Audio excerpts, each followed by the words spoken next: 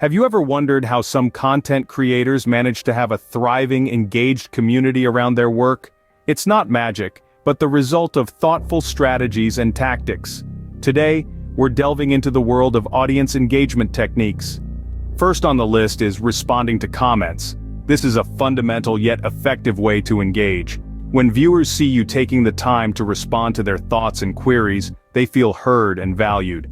It also encourages them to engage more in the future, knowing that their comments won't fall into a void.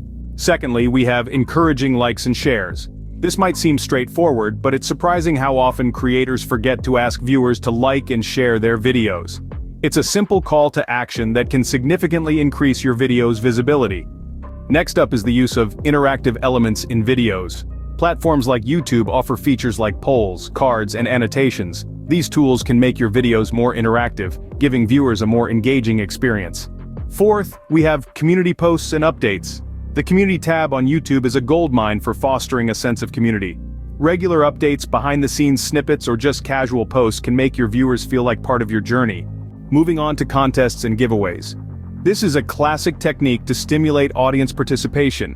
The excitement of winning something or being part of a contest can drive engagement levels up. Sixth on the list is live Q&A sessions.